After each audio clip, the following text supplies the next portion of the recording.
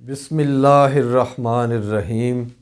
هو الحبیب الذی ترجا شفاعتہ لکل حول من الاحوال مقتحمی۔ معزز سامعین، خانقاہ سے آپ کی خدمت میں سلام پیش کرتا ہوں۔ حضرت خواجہ نظام الدین اولیاء رحمۃ اللہ علیہ اپنے ملفوظات میں ارشاد فرماتے ہیں کہ دہلی میں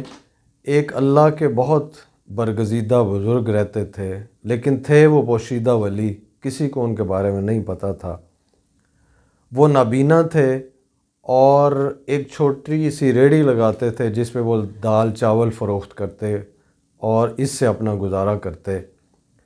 کوئی ان کا مخلص جو ہے وہ روزانہ ان کی ریڑھی پہ دال چاول رکھ آتا، ان کو پکڑ کے وہاں پہ بٹھا جاتا۔ سارے دن لوگ آتے اور ان سے سکے دے کے ان کو پھر دال چاول کھاتے۔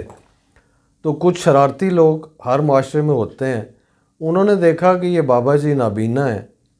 تو کیوں نہ ان کو کھوٹے سکے دیے جائیں، کب ان کو پتہ چلے گا۔ تو جب وہ ان کو کھوٹے سکے دیتے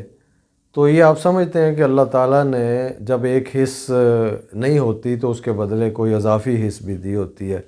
تو وہ بزرگ اپنے ہاتھ میں اپنی انگلیوں میں جب سکہ پکڑتے تو ان کو اندازہ ہو جاتا تھا کہ یہ اصلی ہے یا نقلی۔ تو جب کوئی ان کو نقلی کھوٹا سکہ دیتا تو وہ اس کو اپنی علیحدہ ایک جیب میں ڈال لیتے اور دوسروں کی نسبت زیادہ دال چاول اس بندے کو دیتے۔ تو چند لوگ شرارتی لوگ، ان کو پتہ چل گیا کہ یہ بزرگ جو ہیں نابینا ہیں، ان کو پتہ نہیں چلتا، ہمیں دال چاول بھی زیادہ ملتے ہیں، تو ہر دوسرے چوتھے دن وہ کھوٹے سکے دے کے ان سے چاول جو ہیں وہ کھا جاتے۔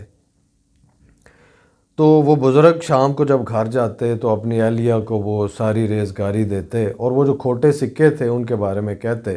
کہ ان کو علیحدہ ایک پوٹلی میں رکھ دیں۔ ان کی بیگم لڑائی کرتی کہ بھائی آپ، ایک تو آمدنی زیادہ نہیں ہے، دوسرا آپ کھوٹے سکے لے آتے ہیں، تیسرا آپ یہ کہتے ہیں ان کو سنبھال کے رکھیں، تو اس سے کیا نظام چلے گا گھر کا، کاروبار کا۔ بہرحال یہ وقت گزرتا گیا، روزانہ دوسرے دن جو کھوٹے سکے ملتے وہ گھر لا کے علیحدہ ان کو رکھوا دیتے۔ ایک دن وہ بزرگ جب واپس آئے تو اپنی اہلیہ سے کہنے لگے کہ مجھے کچھ ایسے آثار خواب کے ذریعے بتائے گئے ہیں، دکھائے گئے ہیں کہ مجھے لگ رہا ہے کہ میں اب زیادہ دیر زندہ نہیں رہوں گا، دنیا سے چلا جاؤں گا۔ تو تم نے میرے مرنے کے بعد ایسا کرنا ہے کہ وہ جو پوٹلی کھوٹے سکوں کی جمع کی ہوئی ہے، رکھی ہوئی ہے، وہ جب مجھے دفنایا جائے تو میری قبر میں میرے سرہانے کے پاس اسے رکھ دینا ہے۔ تو بیگم بڑی ناراض ہوئیں اور انہوں نے کہا کہ ایک تو آپ نے کاروبار کا ضیاع کیا، پیسوں کو ضائع کیا، کھوٹے سکے جمع کیے، اب یہ عجیب سی بات آپ کر رہے ہیں کہ آپ کی قبر میں رکھا جائے اس پوٹلی کو، تو لوگ کیا کہیں گے۔ تو انہوں نے فرمایا کہ مجھے لوگوں کے کہنے کی کچھ پرواہ نہیں، یہ تو میری بخشش کا سامان ہے، کھوٹے سکے میری بخشش کا سامان ہے۔ تو بیگم نے پوچھا وہ کیسے؟ فرمانے لگے کہ قبر میں جب کھوٹے سکوں کی پوٹلی میں قبر میں میرے سرانے پڑی ہوگی اور مجھے دفنا کے لوگ چلے جائیں گے، میرا حساب شروع ہوگا، تو میں اپنے اللہ کی بارگاہ میں عرض کروں گا، یا اللہ، تیری مخلوق، تیرے لوگ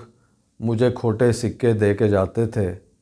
تو میں کھوٹے سکوں کے بدلے ان کو زیادہ دال چاول دیتا تھا، کھوٹے سکوں کے بدلے ان کو زیادہ دیتا تھا اور ان سے کوئی حساب نہیں کرتا تھا۔ تو تیری بارگاہ میں بھی ایک کھوٹے سکے کی طرح حاضر ہوا ہوں، تو غفور الرحیم ہے، تو رحمان ہے، تو پردہ پوش ہے اور تو گناہوں سے صرف نظر کرنے والا ہے، تو میں ایک کھوٹا سکہ تیری بارگاہ میں حاضر ہوا ہوں، تم بھی مجھ سے کوئی حساب نہ کرو۔ تو معزز سامعین، یہ جو شب برات ہے، جو معافی کی رات ہے، جو برات کی رات ہے، جو بخشش کی رات ہے، اس رات میں ایک کام کیجئے کہ آپ خود ایک کھوٹا سکہ بن کر اپنے عظیم رب کی بارگاہ میں حاضر ہو جائیں، اس سے عرض کریں کہ یا اللہ، ہم کھوٹے سکے تیری بارگاہ میں حاضر ہیں، اپنے کرم سے ہمیں نواز، اپنی بخشش سے ہماری جھولیاں بھر دے۔ اور یہ کھوٹا سکہ بننے کا جو عمل ہے، یہ کھوٹا سکہ دراصل عاجزی کا ایک استعارہ ہے جو ہمیں سمجھایا گیا ہے۔ عاجزی اگر حاصل کرنی ہے تو ہمیں حضرت خواجہ فضیل بن ایاز رحمۃ اللہ علیہ جیسا عمل کرنا پڑے گا۔ آپ جانتے ہیں کہ وہ اپنے وقت کے بہت خطرناک ڈاکو تھے، لوگ ڈرتے تھے ان کا نام سن کر، لیکن جب ان کو توبہ نصیب ہوئی تو توبہ کرنے کے بعد وہ اپنے گاؤں سے ارد گرد کی بستیوں میں جاتے، ایک ایک گھر کا دروازہ کھٹکھٹاتے، کوئی بندہ باہر نکلتا تو ہاتھ باندھ کے معافی عرض کرتے کہ یار میں ڈاکو تھا، میں نے لوٹا ہے لوگوں کو، میں نے مال لوٹا ہے، میں نے ظلم کیا ہے، تو یار مجھے نہیں پتا کہ اس میں تمہارا مال تھا کہ نہیں، لیکن میں تم سے معافی چاہتا ہوں، تم اگر مجھے معاف کرو گے تو میرا اللہ بھی مجھے معاف کر دے گا۔ ایک ایک گھر میں، سینکڑوں گھروں میں جا کے انہوں نے معافی مانگی۔ تو یہ عاجزی کا ایک پہلو تھا۔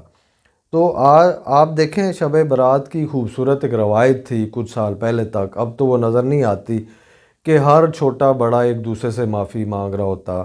بچے آتے اپنے والدین سے معافی مانگتے کہ جی آج شب برات ہے ہمیں معافی دے دیں، چھوٹے بڑوں سے معافی مانگتے، بڑے چھوٹوں سے معافی مانگتے۔ لیکن اب جو ہمارے اندر جو بت ہیں انا کے، انہوں نے ہمیں معافی جیسے لفظ سے دور کر دیا۔ آج کوئی شخص کسی سے معافی مانگنے پہ تیار نہیں ہے۔ تو ہمیں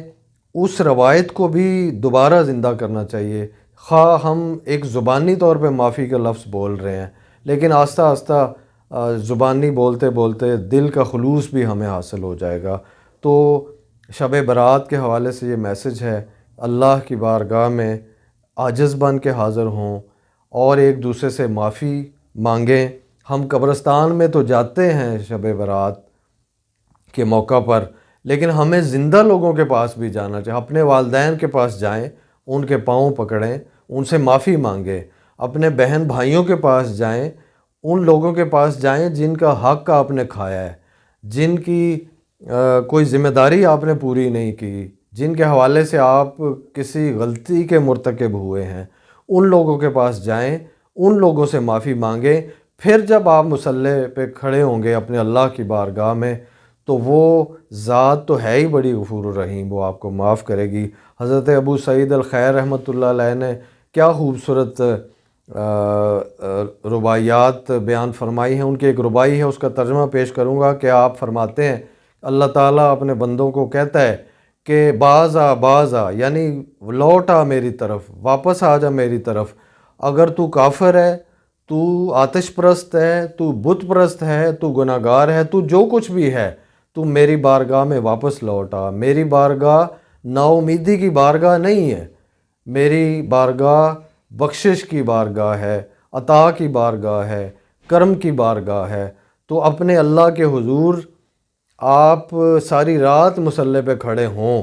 لیکن مصلی توڑنے سے پہلے اپنے دلوں کے بت توڑیں، انانیت کے بت توڑیں، تکبر کے بت توڑیں، تو وہ عاجزی، یہ بت توڑنے کے بعد آپ کے اندر جو عاجزی پیدا ہوگی وہ اللہ کی بارگاہ میں قبول ہوگی۔ حضرت ابو سعید الخیر رحمۃ اللہ علیہ نے بہت خوبصورت ارشاد فرمایا، اللہ تعالیٰ اپنے گناہ گار بندوں کو فرماتے ہیں کہ باز آ، یعنی واپس آ جا، واپس آ جا میری طرف، تو واپس لوٹ آ، خواہ اگر تو کافر ہے، تو آتش پرست ہے، تو بت پرست ہے، تو کوئی بھی ہے، تو میری بارگاہ میں واپس لوٹ آ۔ این درگاہ ما درگاہ نو امیدی نیست، میری جو بارگاہ ہے وہ نو امیدی کی بارگاہ نہیں ہے، وہاں سے نا امید نہ ہو، 100 بار اگر توبہ شکستی باز آ، تو نے اگر 100 بار بھی توبہ توڑ دی ہے پھر بھی میری بارگاہ میں آ جا، تو مجھے غفور الرحیم ہی پائے۔ انہی الفاظ کے ساتھ اجازت چاہوں گا، والسلام علیکم ورحمۃ اللہ وبرکاتہ۔